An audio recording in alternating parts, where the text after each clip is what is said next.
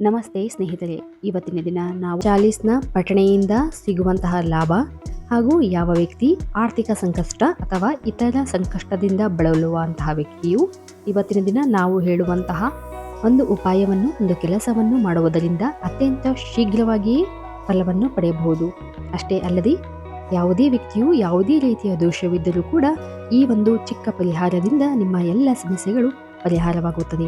ಹೌದು ಸ್ನೇಹಿತರೆ, ನಮ್ಮ ಹಿಂದೂ ಧರ್ಮದಲ್ಲಿ ಆಂಜನೇಯ ಸ್ವಾಮಿಯನ್ನು ಅಂದರೆ ಹನುಮಂತ ದೇವರನ್ನು ಪೂಜಿಸುವುದರಿಂದ ಎಲ್ಲ ರೀತಿಯ ಸಂಕಟಗಳು ಪರಿಹಾರವಾಗುತ್ತದೆ ಎಂದು ಕೂಡ ಹೇಳಲಾಗುತ್ತದೆ. ಹೌದು, ಅತ್ಯಂತ ಕರುಣಾಮಯಿಯಾಗಿರುವಂತಹ ಹನುಮಂತನನ್ನು ಪೂಜಿಸಿದರೆ ನಮ್ಮ ಜೀವನದಲ್ಲಿ ಇರುವಂತಹ ಎಲ್ಲ ಸವಾಲುಗಳನ್ನು ಎದುರಿಸುವ ಸ್ಥೈರ್ಯದ ಜೊತೆಗೆ ಎಲ್ಲ ಕಷ್ಟಗಳು ಕಣ್ಮರೆಯಾಗುತ್ತವೆ.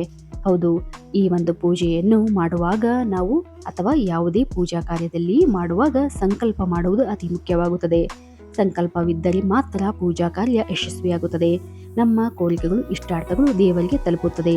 ಹೌದು, ನಮ್ಮ ಬೇಡಿಕೆಗಳು ಶೀಘ್ರ ಫಲವನ್ನು ನೀಡಬೇಕೆಂದರೆ ನಾವು ಸಂಕಲ್ಪ ಸಮೇತವಾಗಿ ಅದರಲ್ಲೂ ಹನುಮಾನ್ ಚಾಲೀಸವನ್ನು ಸಂಕಲ್ಪ ಸಮೇತವಾಗಿ ನಾವು ಪೂಜಿಸುವುದರಿಂದ, ಪಠಣ ಮಾಡುವುದರಿಂದ ನಮ್ಮ ಇಷ್ಟಾರ್ಥಗಳು ಅತ್ಯಂತ ಬೇಗವಾಗಿ ಶೀಘ್ರವಾಗಿ ನೆರವೇರುತ್ತದೆ.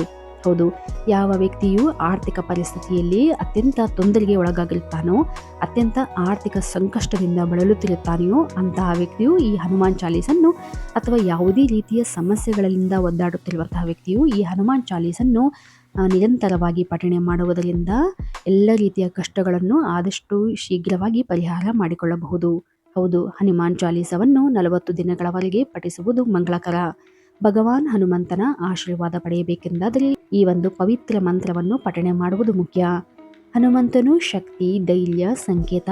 ಹೌದು, ಭಕ್ತರು ಭಕ್ತಿಯಿಂದ ಸಮರ್ಪಣಾ ಭಾವದಿಂದ ಪಠಿಸಿದರೆ ಅವರ ಎಲ್ಲ ರೀತಿಯ ದುಃಖಗಳಿಂದ ಮುಕ್ತರಾಗುವಂತೆ ಮಾಡಿ ಜೀವನದಲ್ಲಿ ಸಂತೋಷ ಮತ್ತು ಆರೋಗ್ಯಕರವಾದ ಜೀವನವನ್ನು ನಡೆಸುವಂತಾಗುತ್ತದೆ ಈ ಒಂದು ಹನುಮಾನ್ ಚಾಲೀಸವನ್ನು ಪಠಿಸುವುದರಿಂದ. ಅಷ್ಟೇ ಅಲ್ಲದೆ ದುಸ್ವಪ್ನಗಳು ಬೀಳುವುದಿಲ್ಲ ಹಾಗೂ ನಿಮ್ಮ ಯಶಸ್ಸಿನ ದಾರಿಯಲ್ಲಿ ಬರುವ ಅಡೆತಡೆಗಳನ್ನು ತೆಗೆದುಹಾಕುವಲ್ಲಿ ಈ ಒಂದು ಮಂತ್ರ ಪಠಣೆ ಅತ್ಯಂತ ಅವಶ್ಯಕವಾಗಿ ಬೇಕಾಗುತ್ತದೆ. ಹೌದು, ಅಷ್ಟೇ ಅಲ್ಲದೆ ಹನುಮಾನ್ ಚಾಲೀಸನ ಪಠಣವು ಗುಪ್ತ ಶತ್ರುಗಳನ್ನು ತೆಗೆದುಹಾಕುವಲ್ಲಿ ಸಹಾಯ ಮಾಡುತ್ತದೆ ಹಾಗೂ ಯಾವುದೇ ರೀತಿಯ ಸಮಸ್ಯೆಯು ನಿಮ್ಮಲ್ಲಿ ಅತಿಯಾಗಿ ಬಾಧಿಸುತ್ತಿದ್ದಾಗ ಆ ಸಮಸ್ಯೆಯಿಂದ ಹೊರಬಂದು ಅತ್ಯಂತ ಶೀಘ್ರವೇ ನಿಮ್ಮ ಇಷ್ಟಾರ್ಥಗಳು ಸಿದ್ಧಿಯಾಗಬೇಕೆಂದಾದರೆ ನೀವು ಅದಕ್ಕೆ ಉತ್ತಮವಾದ ಸಮಯದಲ್ಲಿ ಪಠಿಸಬೇಕಾಗುತ್ತದೆ. ಹೌದು, ಈ ಒಂದು ಸಮಯದಲ್ಲಿ ಅಂದರೆ ನಾವು ಹೇಳುವ ಈ ಸಮಯದಲ್ಲಿ ನೀವು ಪಠಿಸಿದರೆ ನಿಮ್ಮ ಇಚ್ಛಿತ ಫಲಗಳು ಶೀಘ್ರ ಪ್ರಾಪ್ತಿಯಾಗುತ್ತದೆ ಎಂದು ಕೂಡ ಹೇಳಲಾಗುತ್ತದೆ.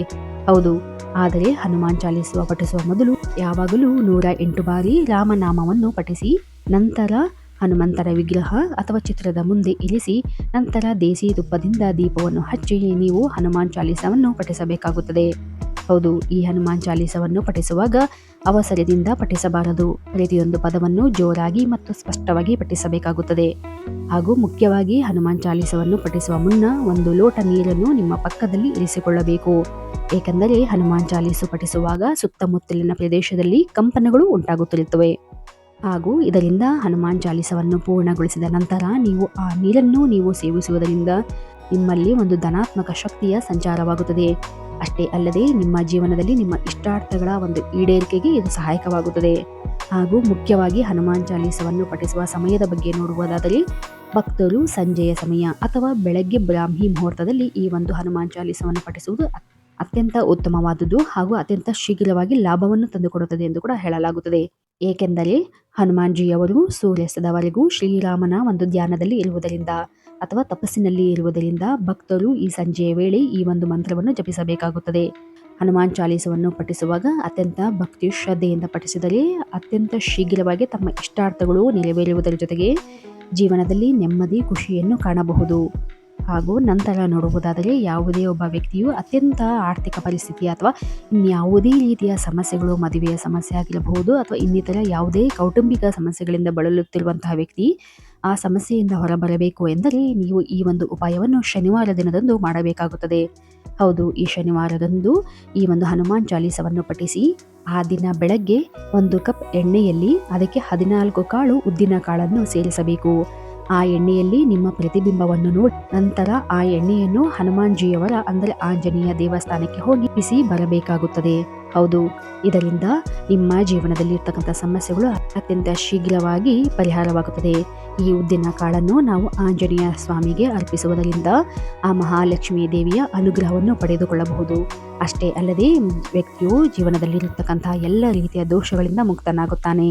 ಈ ಒಂದು ಉಪಾಯವನ್ನು ನೀವು ಮಾಡುವುದರಿಂದ ಅದೃಷ್ಟದ ಜೊತೆಗೆ ಆರ್ಥಿಕ ಲಾಭವೂ ಸಹ ನೀವು ಕಾಣಬಹುದು. ಹೌದು, ಈ ಒಂದು ಉಪಾಯವನ್ನು ನೀವು ಶನಿವಾರ ದಿನದಂದು ಮಾಡಬೇಕಾಗುತ್ತದೆ. ಇದರಿಂದ ನಿಮ್ಮ ಜೀವನದಲ್ಲಿ ಸಂತೋಷ ಮತ್ತು ಸಮೃದ್ಧಮಯವಾಗಿರುವಂತಹ ಒಂದು ಜೀವನವನ್ನು ನೀವು ಕಾಣಬಹುದು. ಹೌದು, ಈ ಒಂದು ಮಾಹಿತಿ ಇಷ್ಟವಾಗಿದ್ದಲ್ಲಿ ದಯವಿಟ್ಟು ನಮ್ಮ ಚಾನಲನ್ನು ಸಬ್ಸ್ಕ್ರೈಬ್ ಮಾಡಿ ಹಾಗೂ ಲೈಕ್ ಮಾಡಿ. ಧನ್ಯವಾದಗಳು.